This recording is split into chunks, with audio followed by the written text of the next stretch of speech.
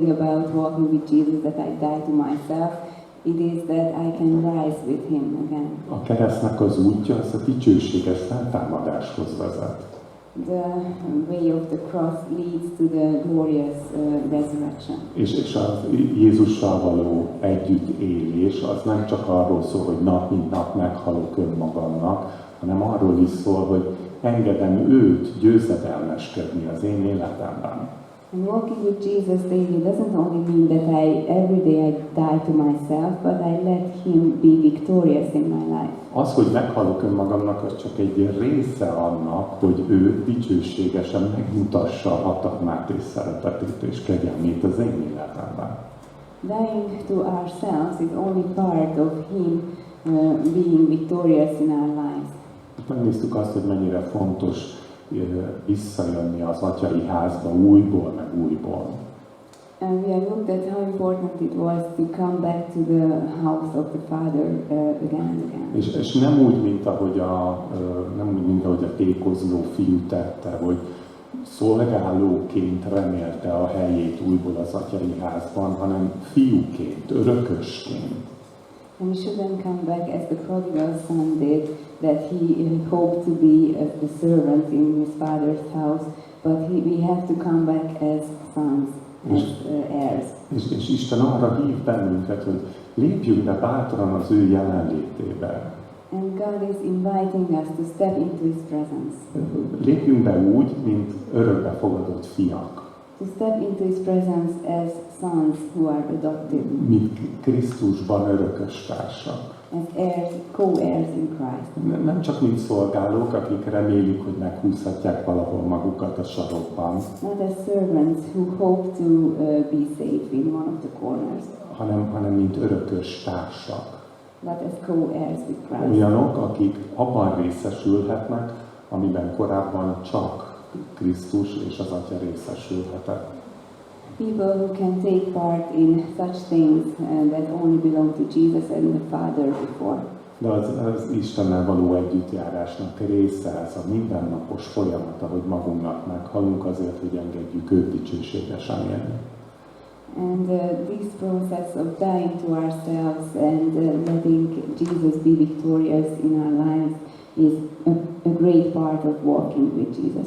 Hogy amikor látjuk a különböző tragédiákat az életünkben, akkor tudjuk meglátni azt, hogy ebből milyen dicsőséges dolgot akar Isten bennünk és rajtunk keresztül kiformálni. And when we see tragedies coming about in our lives, then we can also see the glorious thing that God wants to form in us through that tragedy. És az, hogy mi történik a környezetünkben, azt nem tudjuk befolyásolni.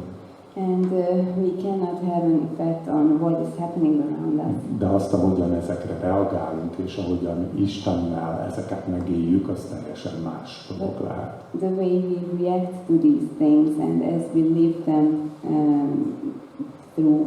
through them, this can change our relationship. És ennek az elméleti dolognak a megtapasztalását fogjuk itt látni majd a 14-es verstől.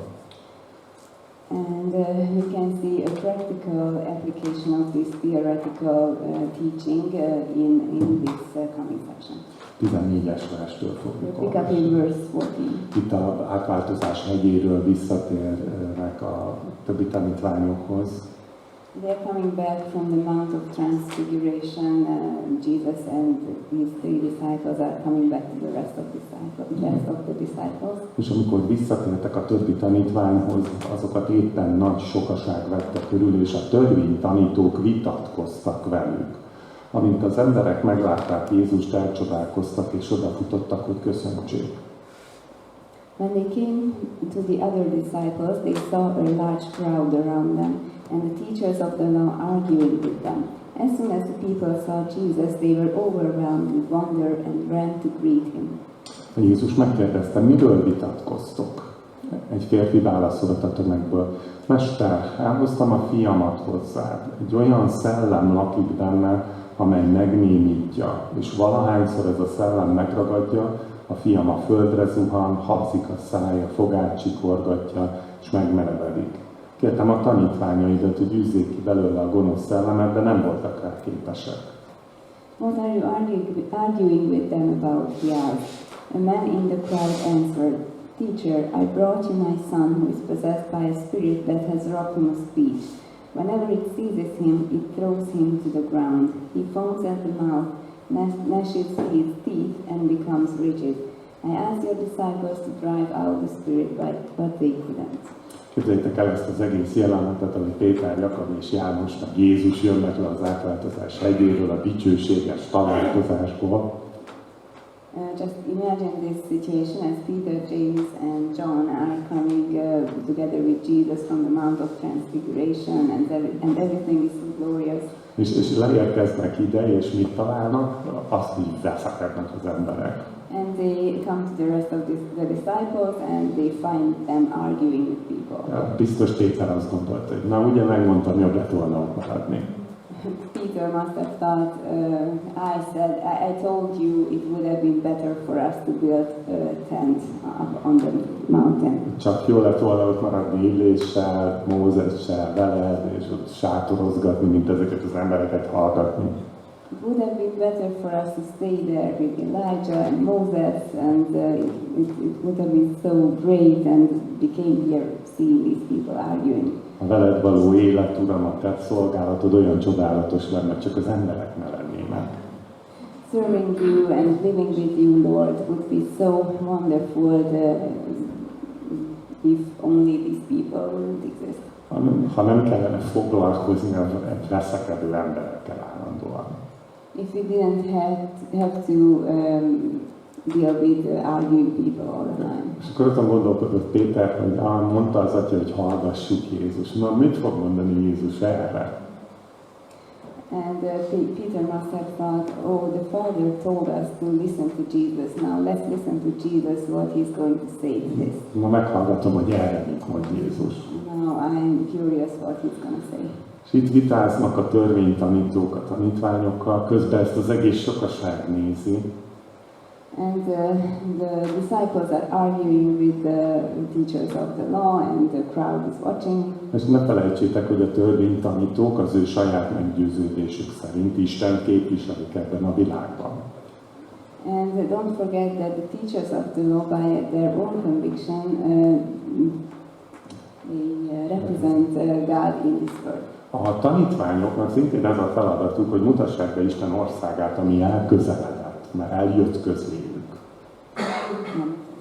A tanítványoknak is ez volt a feladat.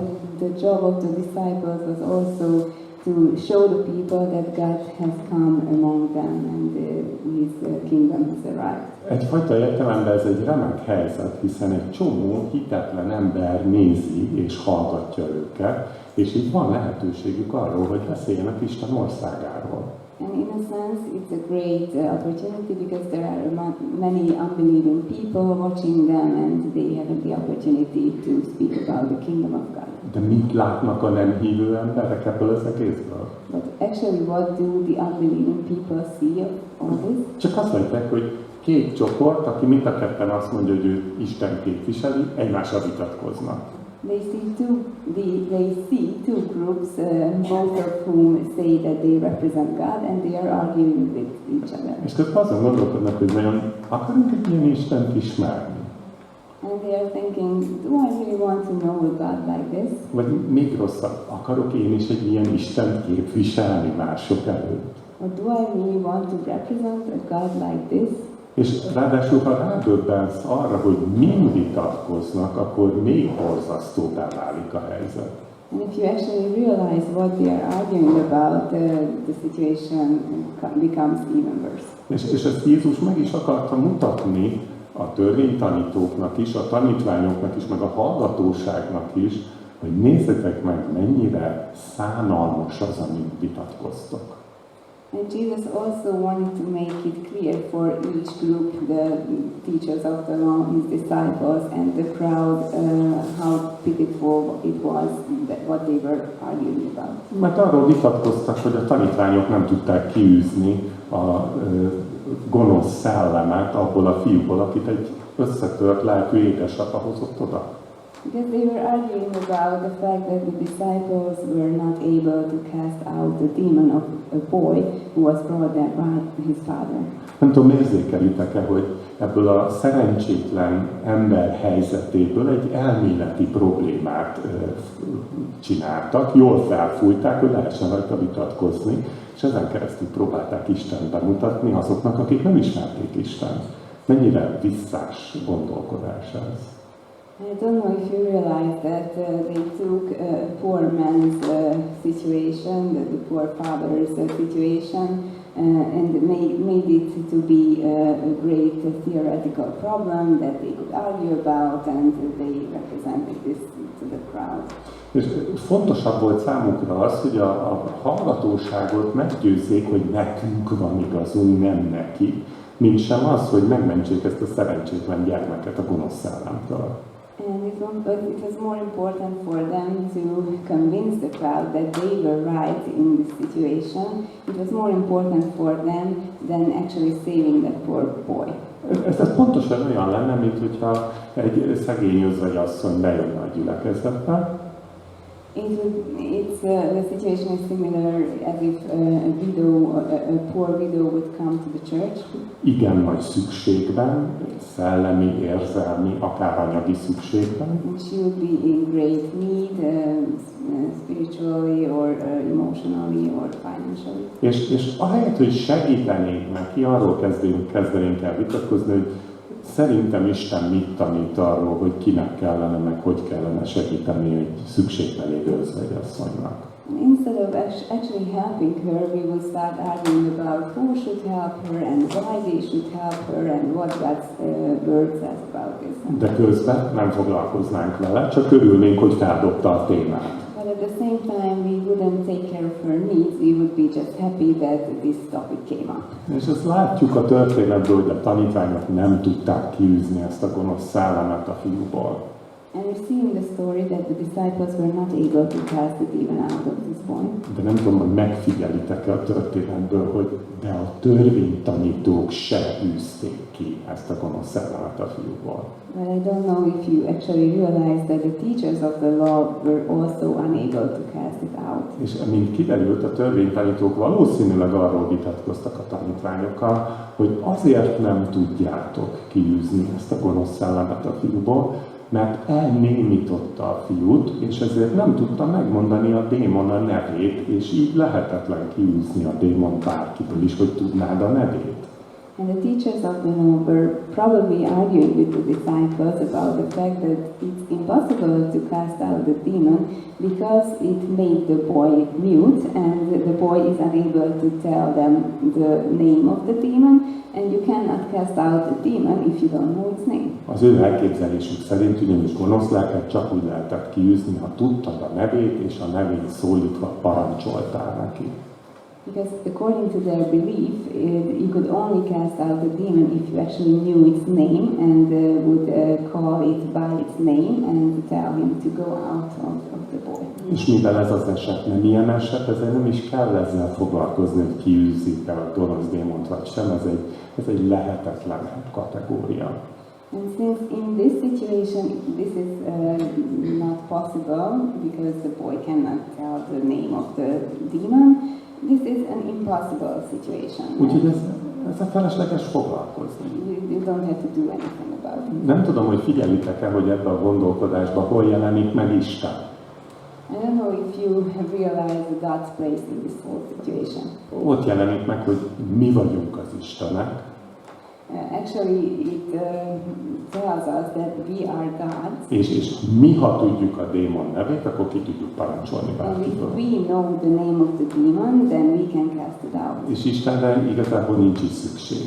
And actually, God has no place in this story. Ebben a történetben erről vitatkoznak a törvénytanítók. So this is what they are arguing about here. És közben meg itt van egy szerencsétlen ember, And in the meanwhile, there is a poor man here akit Isten a saját képmására formál, who was formed to God's own image, akinek a nevét Isten ismeri és tudja, whose name God knows, és aki szeretné, hogy ez az ember, ez a gyermek, ez az édesapa is az övé legyen, hozzátartozzon, Actually, benne God bízzon. would like this man and his son to belong to him, to get to know him. És természetesen, ami embernek lehetetlen, az Istennek attól még lehetséges. And of course, everything that is impossible for man is possible for God. De mikor olyan helyzetek vannak, amikor azt gondoljuk, hogy elégséges a mi tudásunk, a mi tapasztalatunk, a mi ismeretünk valamihez, és próbáljuk saját magunk megoldani, akkor Isten teljesen kizárjuk a helyzetből.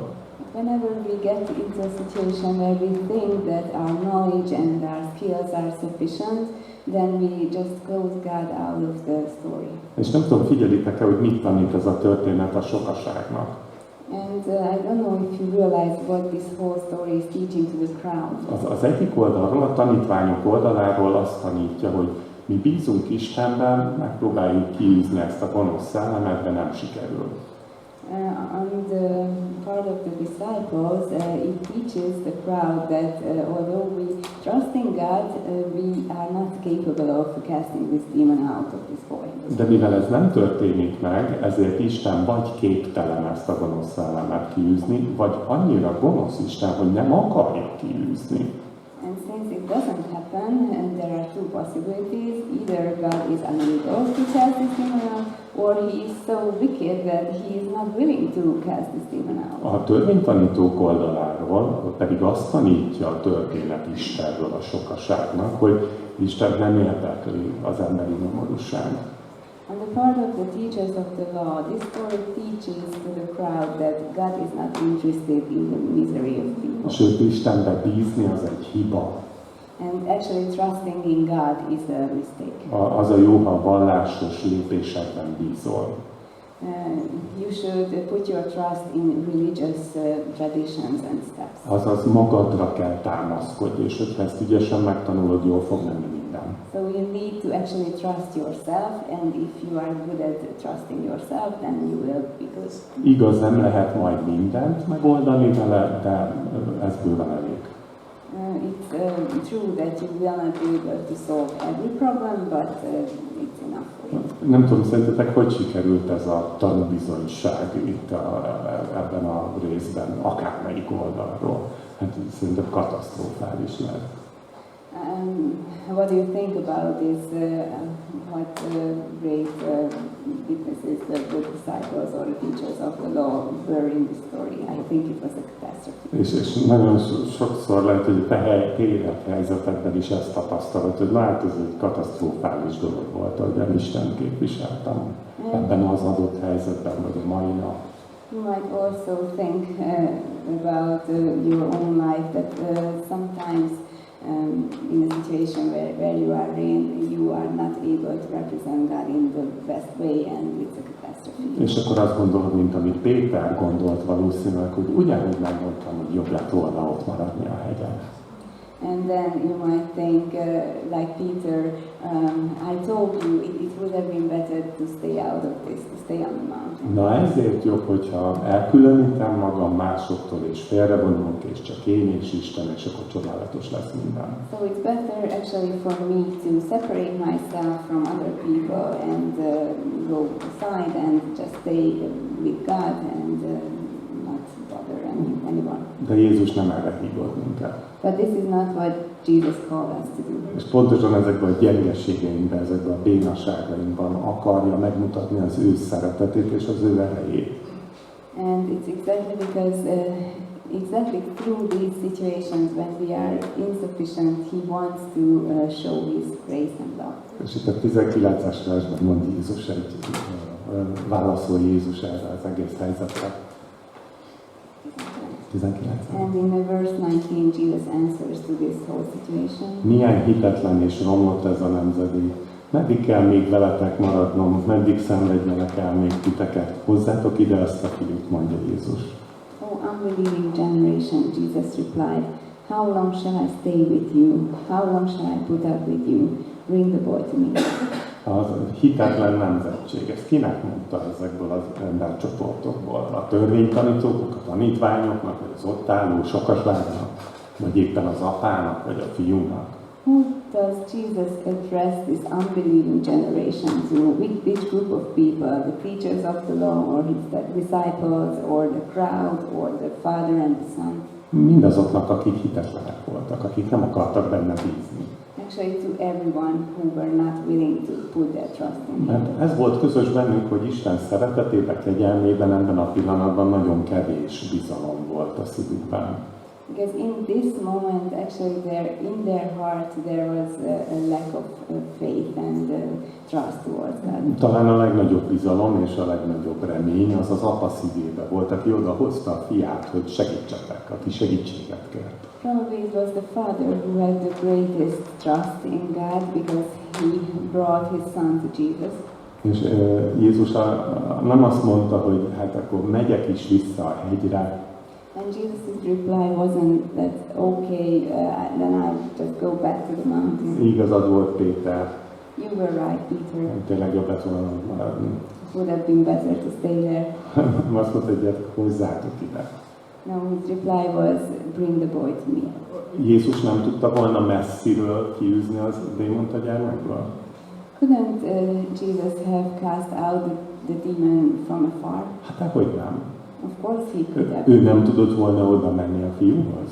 Couldn't he have walked up to the boy? Dehogy nem. Of course he De mégis mi volt az, ahogyan Jézus ezt a démont kiűzte ebből a gyermekből? Hogyan tette ezt? Still, how did he actually cast this demon out of this boy?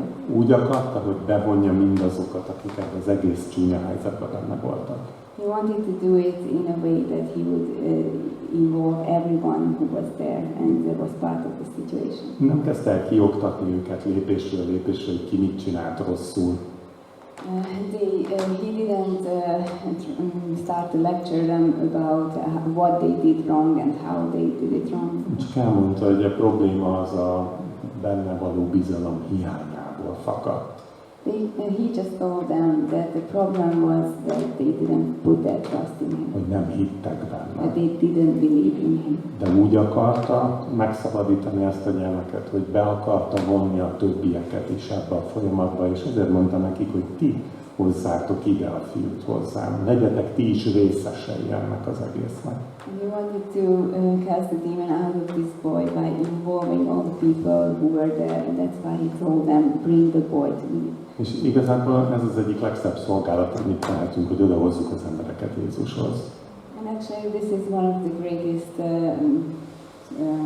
ministries that we can do to bring people to Jesus. Gyere, tessék, itt van, hallgassd őt. Come to him, he's here, just listen to him.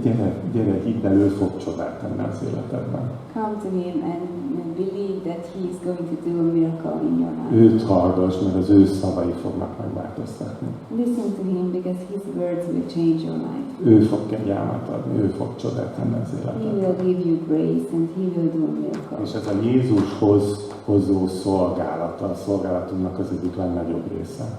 And this ministry of bringing people to Jesus is the greatest part of our ministry as Christians. És itt Jézus akarta, hogy részesei legyenek ezek az emberek, akik egyébként nem a benne való bizalmat mutatták az emberek iránt. And Jesus wanted these people to be part of this miracle, even though they did not show any sign of trust in him. És hozzuk őket akkor is, amikor mi reménytelennek találjuk a helyzetet. And let's just bring people to Jesus, even when we find the situation impossible. Pont most hétvégén beszélgettem Dankó Józsival. I actually talked with Danko Józsi this weekend. És imádkoztunk a lepra misszióért, amit Ukrajnában végeztek korábban. And we were praying for the leprosy mission that they were doing in the Ukraine, or they had been doing in the Ukraine. És elmesélt egy olyan történetet, amikor bementek az egyik házba, nem engedték be őket, már annyira rossz állapotban volt a néni, hogy haldoklott. And he told me a story when they went to a house where there was a woman with leprosy, and she was in such a dire state that they didn't even let them go into the house. És annyit látott csak, hogy a nyaka teljesen át van lyukadva, borzasztó állapotban volt a lepra miatt. And when they saw this woman, they saw that actually she was in a really bad state. She had a hole on her neck. És azt mondta, hogy ha ideig eljutunk, legalább imádkozzunk érte, engedjük úgy az Úrhoz, hogy megnyugvással, meg kegyelemmel fogadja magához, akkor legyen hitel, hogy újjászülethessen. And they just said, if we have come this far, let us just go into the room and pray for her that she would accept Jesus as her Savior. És teljesen úgy imádkoztak érte, hogy elengedték, Isten kezébe ajánlották, hogy haldoklik, meg fog halni, kegyelembe vegye az Úr magához. And they were praying about this woman in a way that they were sure that she was going to die, and they were just praying for her that she would accept Jesus. De ha Józsit ismeritek, mindig ott van az imában, de ha akarod, Uram, meggyógyíthatod. But if you know Józsi, you probably know that he always said, but if you want, Lord, heal her. És elmondta, hogy őt egyáltalán nem gondolt, hogy meg fogja gyógyítani Isten. And he told me he was almost sure that God would not heal this woman. És évekkel később megtudta, hogy ez az asszony teljesen felépült és meggyógyult. And years later he got to know that this woman actually was healed. És ez nem Józsinak a dicsősége, vagy az ő hitének az ereje, And it was not because of the faith of Józsi, hanem az Istennek a kegyelme. but it was because of the grace of God. Mert ez az, ami emlékeztetett engem ugyanerre a történetre, hogy itt van egy eset, amiről az emberek teljesen lemondtak, teljes lehetetlenségnek gondolják, hogy bármi változás is történhetne az életükben. And I was reminded of this story that we have just studied here, that there is a situation where people think that everything is impossible and they cannot do anything. És mégis Istenhez hozták, és Isten megváltoztatta az életét, megváltoztatja az életét. Yes, they bring this boy to God and God makes a miracle. Isten számára nincs lehetetlen. Nothing is impossible for God. Ha belenézel a tükörbe, ott látod a bizonyítékát. If you just look into the mirror, you can see the proof. Ha téged meg tudod pártani, téged meg tudod menteni, nincs reménytelen eset számára. If he could save you, nothing is impossible for him. Hogyha ez nem elég néz körbe, akkor már meg leszel győződve biztosan, hogy tényleg így van. And if it's not enough for you, then just look around you and see the other people that is saved. És a 20. versben ott van a válasz, oda vitték. And in verse 20, the answer is there. So they brought him. Engedelmeskedtek az Úrnak. Azt mondja, hozzátok ide, és oda vitték. Ennyire egyszerű, nem bonyolították túl a dolgot. They were obedient to Jesus. He told them to bring the boy, and they did bring the boy. Egyszerűen csak hittek a szavába, egyszerűen csak tették, amit kért tőlük. They just trusted his words and were obedient to him and brought. És sokszor ennyi az egész, hogy engedsz Isten szavának, Isten hívásának, és imádkozol, bátorítod az embert, hogy gyere Jézushoz, és ő cselekszik. Many times it's this simple. You just believe God and you are just obedient to His word and bring people to Him. Nem kell túl bonyolítani, hogy mit fog szólni hozzá, jókor hívom el, jól mondom el. You don't need to overcomplicate it. How should I tell them? What would they say and what would happen? Egyszerűen hozzátok ide, megfogták és odavitték. Just bring the people to Jesus, and they did exactly this. És amikor a gonosz szellem meglátta Jézust, megrázta a fiút, aki összeesett és habzó szájjal fetrengett a földön. Jézus megkérdezte a fiú apját, mennyi ideje van a fiad ebben az állapotban. És az apa ezt felelte, már gyerekkora óta. Ez a szellem a fiamat sokszor belehajszolt a tűzbe, vízbe, hogy megölje. De könyörgök, ha tudsz valamit tenni, szállj meg bennünket és segíts. And the spirit saw Jesus. It immediately threw the boy into a convulsion. He fell to the ground and rolled around, foaming at the mouth. Jesus asked the boy's father, "How long has he been like this?" "From childhood," he answered. "It has often thrown him into the fire or water to kill him. But if you can do anything, take pity on us and help us." Jézusnak már csak a közelsége is ezt a démont arra kényszerítette, hogy romboljon, öljön, pusztítson. The closeness of Jesus even made this this demon to throw this boy into convulsion. És amikor megkérdezte az apát, hogy mióta van, mondta, hogy gyerekkora óta többször is megpróbálta már ez a benne lakó démon elpusztítani a fiát. And we learn from the father that it has been going on from the childhood of the boy, and the demon has tried to kill the boy many times. És azt kérdezte, vagy azt mondta az apa, hogy ha tudsz tenni valamit, szállj meg bennünket és segíts. And the father says, but if you can do anything, take pity on us and help us. Jézus viszont így válaszolt a 23-as versben, hogy azt mondod, ha tudsz valamit tenni, minden lehetséges annak, aki hisz. A fiú apja sírva felkiáltott. Igen, hiszed, de segíts, hogy ne maradjon bennem semmi kétkedés. But Jesus answers this, if you can, said Jesus, everything is possible for him who believes. Immediately the boy's father exclaimed, I do believe, help me overcome my unbelief. Azt mondja Jézus, hogy ha tudsz tenni valamit. Jesus asked, if you can do anything, Ez mire vonatkozik? what do you mean? Arra vonatkozik, hogy nekem van-e erőm rá, vagy arra vonatkozik, hogy elhiszed-e, hogy én meg tudom szabadítani a fiadat? Do you mean if I am able to do anything, or if you are able to believe that I can do it? Minden lehetséges annak, aki hisz. Everything is possible for him who believes. Jézus látta, hogy az apának a kérdése nem arról szólt, hogy vajon Isten meg tudja szabadítani a fiát, hanem arról szólt, hogy elhiszem-e, hogy Isten meg tudja szabadítani. Elhiszem-e, hogy meg akarja szabadítani.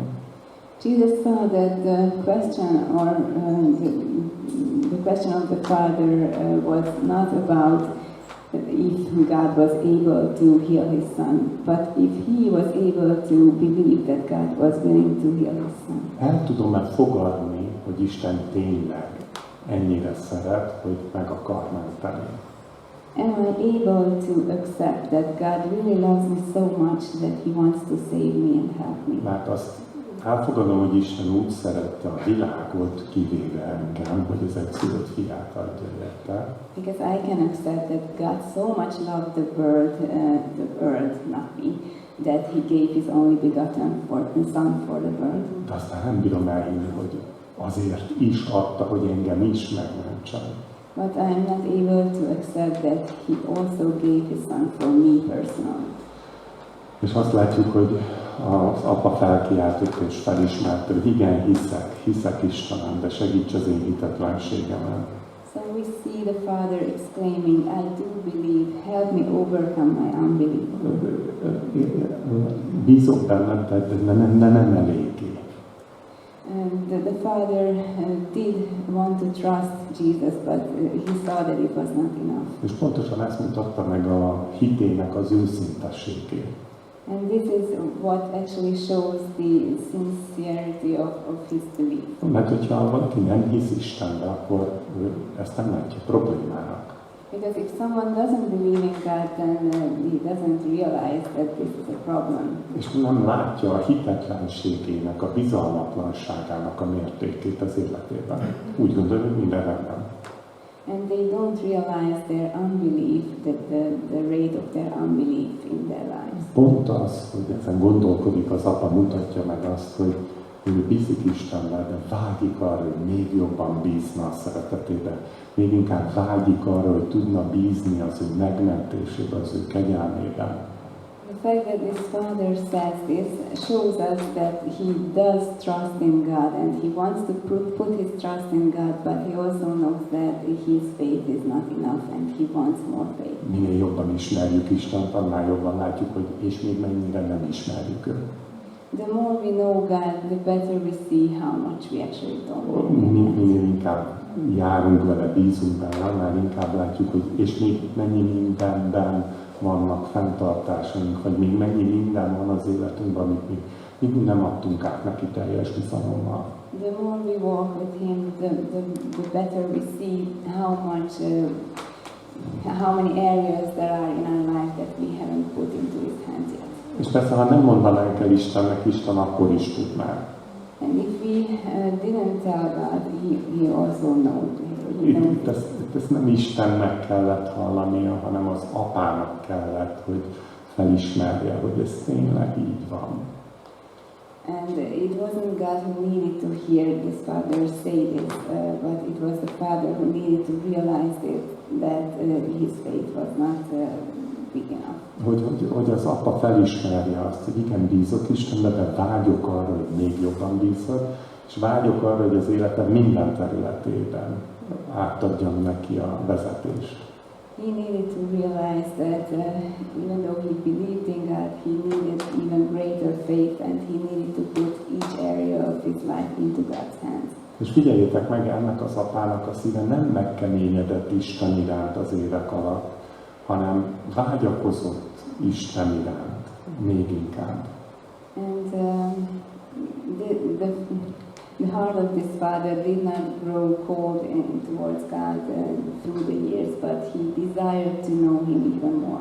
Mondhatta volna azt is, hogy lehet ilyen Isten, hogy ezt évek óta engedi, hogy a gyerekemet így gyötörje ez a gonosz szellem. He could have said, how come God allows my son to suffer like this for years? És még erre bátorítást is kapott volna a körülötte lévő emberektől, hogy Isten iránt ne keményedjen a szíve. And the people around him, the disciples and the teachers of the law, would even help him get strong in this belief that God doesn't want to heal his son. A törvénytanítók mondták itt, hogy ugye, hát ezen nincs mit kezdeni, nem tudja megmondani a nevet, hát mondjál le. The teachers of the law would tell him, oh, it's impossible, just give it up. The boy is unable to tell the name of the Spirit. A tanítványok meg, hát próbáljuk, de Isten valami miatt nem teszi, lehet, hogy nem akarja, nem tudom. And the disciples were like, we are trying so hard, but somehow it just doesn't happen. I don't know why, maybe God doesn't want to heal him. De ha valakinek nyitott a szíve Isten iránt, őt nem lehet lebeszélni arról, hogy Isten felé kiáltson segítséget. But if someone's heart is open towards God, then he or she cannot be told out of putting their trust in God. És minél inkább látja valaki azt, hogy senki más és semmi másra nem számíthat, annál inkább bízik abba, hogy Isten az, aki lehet a megmentője. And the more they see that people are not able to help them, the more they would put their trust in the living God. És itt azt látjuk, hogy 25-ös versben azt látjuk, hogy mikor Jézus látta, hogy egyre nagyobb tömeg verődik össze körülötte, keményen ráparancsolt a gonosz szellemre. Te sükettséget és némaságot okozó szellem, parancsolom, hogy menj ki ebből a fiúból, és többé soha ne térj vissza. És a gonosz szellem hangosan kiáltozott, megrángatta a fiút, majd kiment belőle. A fiú úgy feküdt a földön, mintha meghalt volna. Olyannyira, hogy több elhalottnak is vélték, de Jézus megfogta a kezét és talpra állította. És azután Jézus bement egy házba, és amikor maguk között voltak, a tanítványai megkérdezték tőle, miért nem volt erőn kiűzni ezt a gonosz szellemet. When Jesus saw the crowd was running to the scene, he rebuked the evil spirit. You deaf and dumb spirit, he said, I command you, come out of him and never enter him again. The spirit shrieked, convulsed him violently and came out. The boy looked so much like a corpse that many said, he's dead. But Jesus took him by the hand, lifted him to his feet, and he stood up. After Jesus had gone indoors, his disciples asked him privately, why couldn't we drive it out? És itt látjuk azt, hogy Jézus, mikor látta, hogy egyre több a sokaság körülöttük,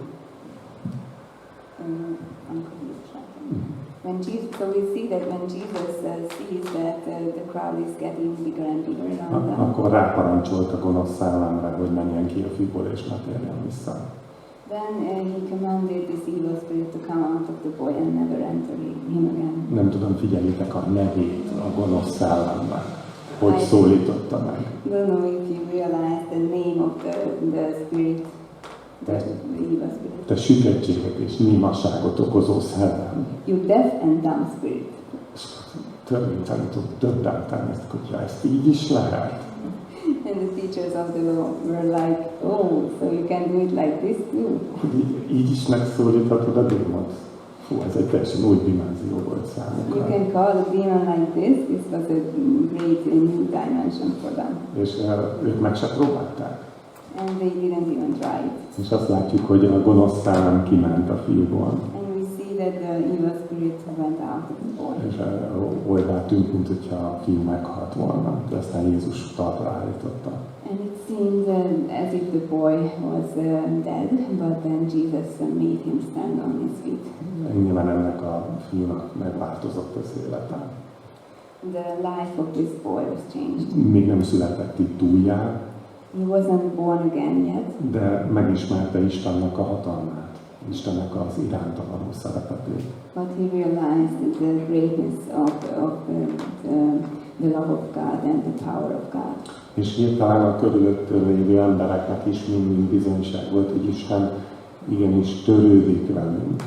And it was a great testimony for everyone around about the fact that God does care about us. Isten szerető és kegyelmes Isten. He's a loving and gracious És God. lehet hozzájönni, és ő előtte nincs And you lehetetlen. can come to him and nothing is impossible with him. Még akkor is, hogyha az időzítése nem olyan, amire mi vágyunk. Even if his timing is not as if we would like it to be. Én el tudom képzelni, hogy ez az édesapa többször is kiáltott Istenhez, hogy gyógyítsa meg a fiát, mentse meg a fiát. I can imagine that this father had cried out to God many times before to save his son. Biztos vagyok benne, hogy a szívében kiáltott, akár lehet, hogy szavakkal is kiáltott Istenhez. I'm sure he cried out to God in his heart, maybe with words too. És amikor hallott, hogy itt van Jézus, itt jár Jézus, meg hogy Jézus tanítványai mit tesznek, akkor azt mondta, hogy akkor menjünk el oda is. Ez az édesap, amikor hallott, hogy Jézus meg a tanítványai mit tesznek, azt mondta, hogy menjünk el oda és tegyük meg azt is. And when this father heard about Jesus and his disciples, what great miracles they were doing, he said, okay, let's go to this Jesus. És hogy miért pont most tette ezt Isten meg az ő életében, ezeknek akkor volt itt ennek az ideje.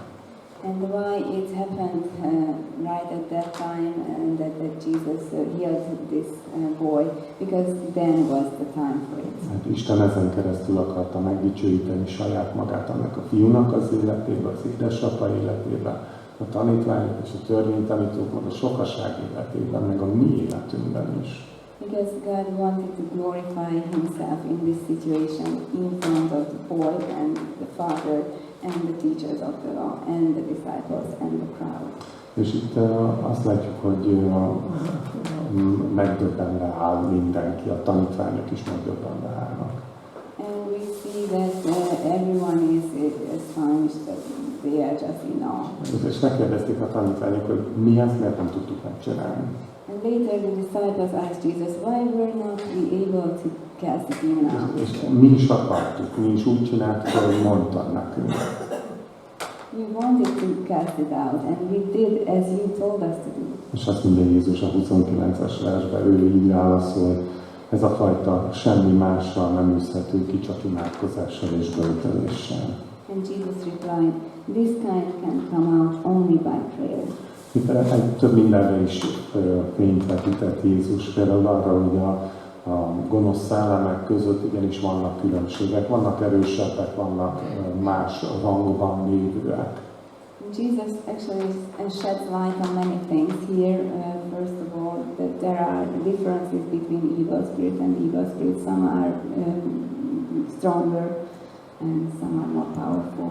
És erről beszél az Efézusi 6-ban Pál, ahogy beszél arról, hogy hogyan rendeződnek ezek a gonosz szellemek a gonosz világban. And Paul talks about it in Ephesians 6, how evil spirits are rent. És ez az egyik dolog, amiről beszél Jézus.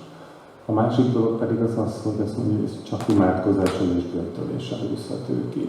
So this is one thing that Jesus sheds light on, and the other thing is that this kind can only be cast out by prayer.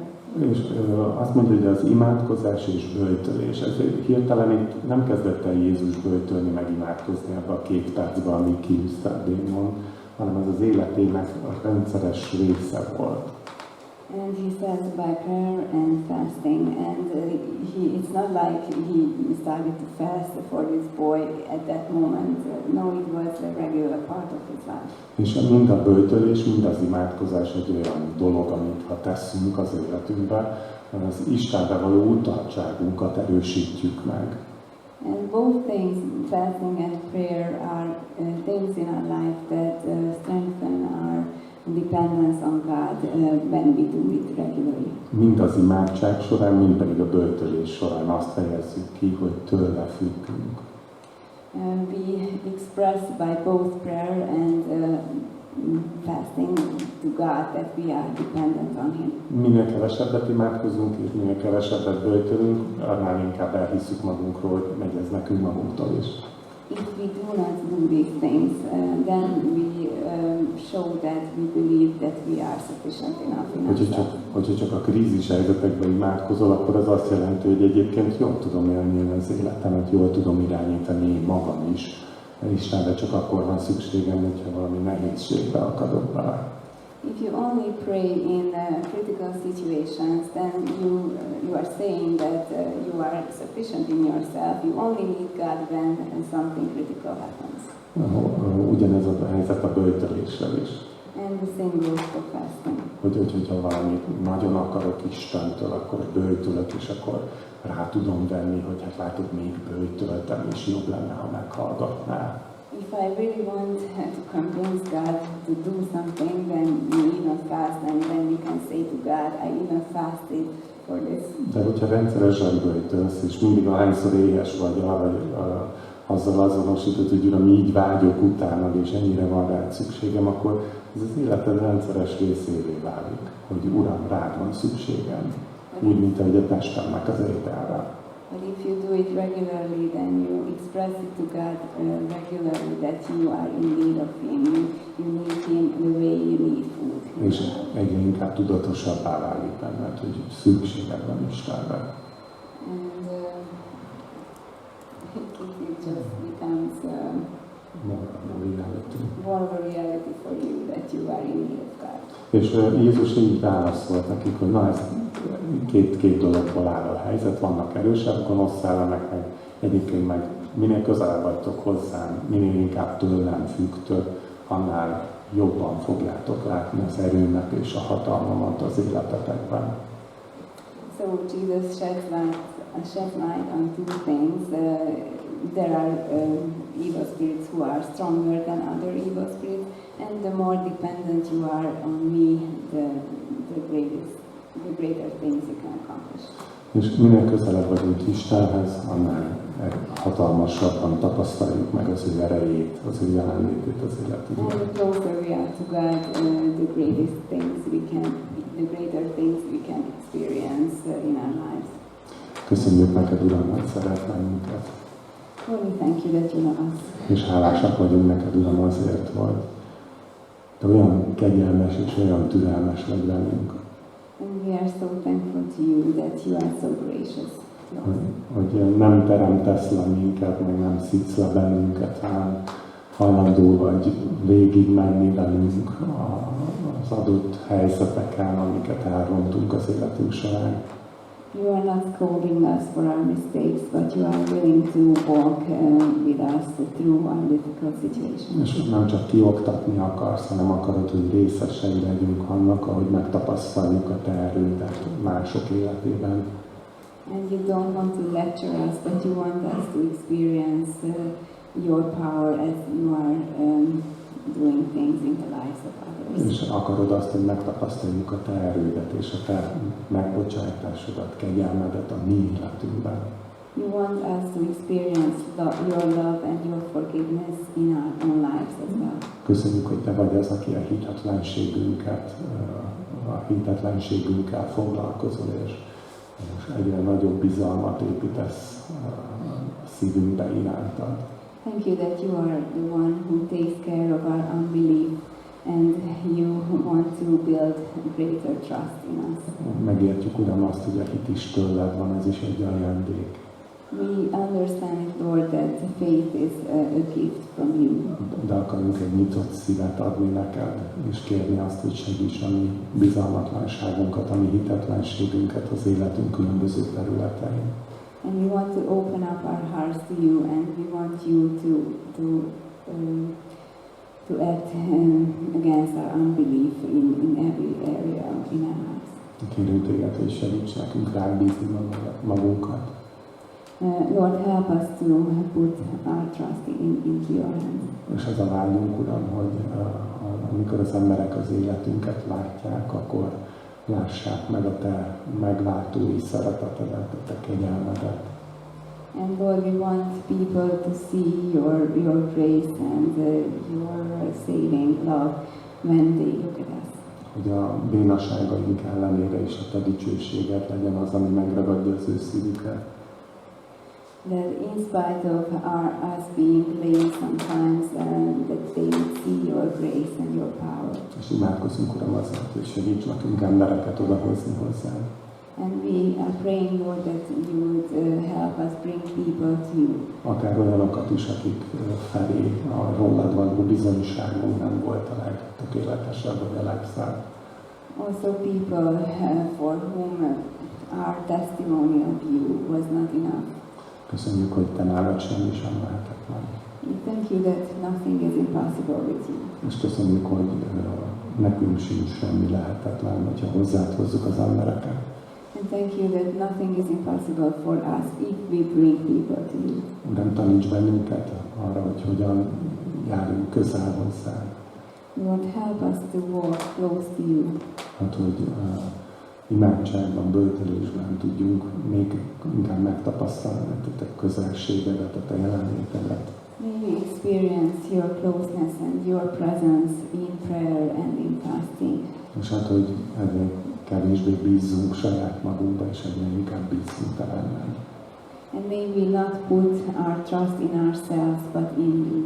Hogy ne a vallásos cselekedeteinkbe bízzunk, hanem te benned. That we wouldn't trust our own religious deeds, but we would put our trust in you. Hogy ne a vallásos imáinkba, vagy a vallásos böltelésünkbe, hanem a veled töltött időben, és te benned bízunk. That we wouldn't trust our own religious prayers and deeds, but in the time spent with you in prayer. Köszönjük neked, Uram, a te szeretetedet és a kegyelmedet, és a tökéletes időzítésedet az életünkben. Thank you for your love and grace and your perfect timing in our lives. Köszönjük neked Jézus nevében. We thank you in Jesus' name. Amen.